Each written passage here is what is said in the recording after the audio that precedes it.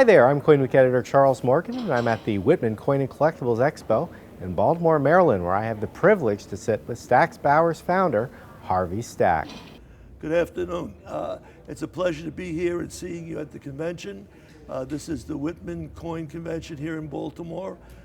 We have the pleasure of offering some major coins at the sale from major collections.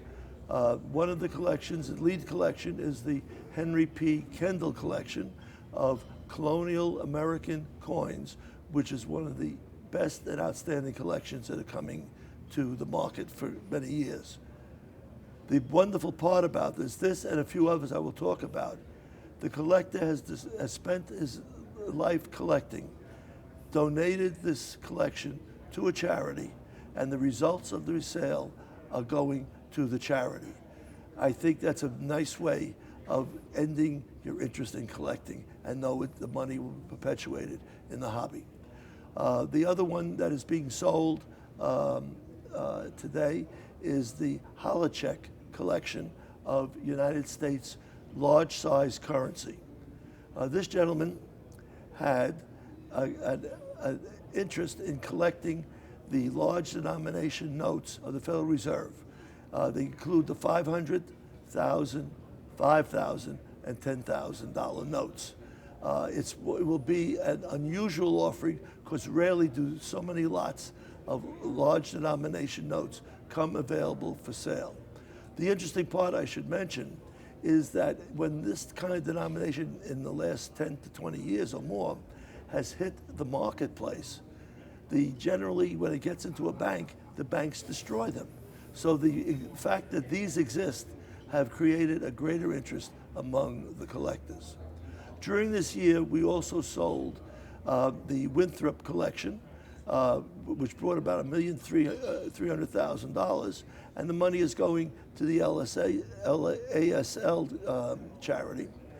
We also sold a section of the John Law collection, which money had gone to the enhancement of the library at University of Texas.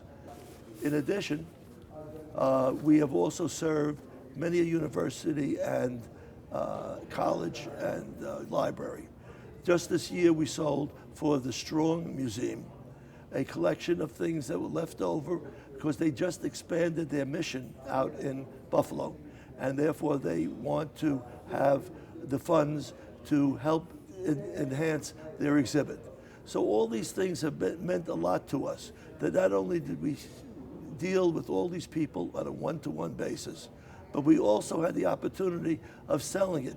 But rather than the funds necessarily going to the individual, we said the money is going to a charity, and each charity is wonderfully happy to receive it. So we look forward to be able to do this again in the future, and we also hope that we'll be able to sell more coins for the collecting purpose. What is it about the Stack's Bowers brand that brings so many old-time collections to your firm for auction? One of the things is that the firm was established in 1933. We went through the development of being a coin dealer. 1935, we became the official auctioneer for the American Numismatic Association, first sale they ever had. Through the years, we and the Bowers Group have had well over 800 public auction sales, and many of them have won many a prize, best catalog of the year, and the catalogs many a times has been used as reference text for them to advance their own collection. They set a milestone, which some people will exceed, some people will try to get there, and it's like anything else. It's not a thing that requirement to live. In other words, it's not a necessity of life. You don't have to eat it, you don't have to wear it, and you don't have to live in it. But it has to satisfy your desire to possess something and know that you were one of the owners of one of these either rare, very rare coins, or built a collection for others to model themselves after.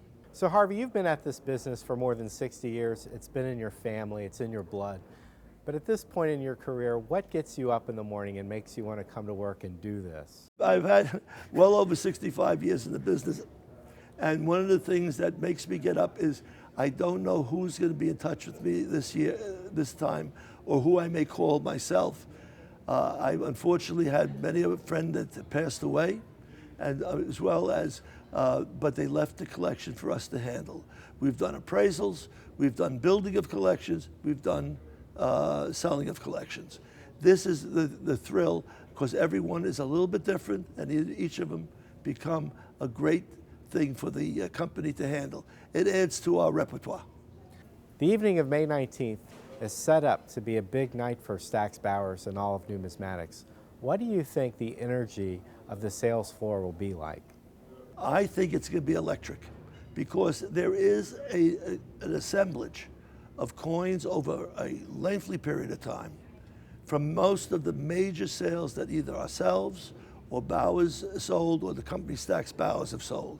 And also there were many coins there that came from well-known collections that either privately bought by the Pogues, and so. The desire of the Pogues was to get the best they could of everything they could handle. Their majority interest was in the coins from the first day of issue by the United States, which was 1793, right up to about 1838, when we switched over to the Liberty seated design. They had to put parameters around what they were doing, because if you stop to think about it, somebody like Eliasberg had a full collection of United States coins. We sold Eliasberg his original collection that started back in 1940. He kept adding, improving, doing better. But quality-wise, he didn't have the opportunity to get what Pogue has done over the last decades. He picked and chose, researched, and did everything that had to be done. And this is an accomplishment that will be hard to ever exceed. We look forward to the pleasure of continually being of service to him, his family, and then the collectors who buy these, because someday we may have the opportunity to resell them, like we are now, selling his. So with the Deeber and Pogue collection signifying numismatic excellence, do you think that there will ever be a point when a better collection will be assembled by a collector in the future? I think it would be quite difficult, because some of these coins are laying in collections that will not come out. If you don't buy the 1822 $5 gold piece from the Pogue collection, you're not, unless you want to wait until the buyer decides to sell it at a later date, it could be a decade, 2, 3 decades from now, you can't get the other two that are sitting in the Smithsonian Institute, because they're not selling. They were given as part of lifetime gifts to these museums. And what is in a museum, unless they decide they're going to change their mission or change their way, they're not coming out. The same thing with private collectors. Do you realize that the collection we're selling now, the Kendall, was started 50 years ago? Now, and he bought some of the major collections from silver coins around. So I can't tell you any more about it than that. So Harvey, thank you very much for taking the time to talk to us. We wish you the best of luck with the Deeber and Pogue collection and everything you have going on this year. We can't wait to see what Stacks Bowers has to show us next. And with that, I'm Charles Morgan, CoinWeek.com, signing off. Happy collecting.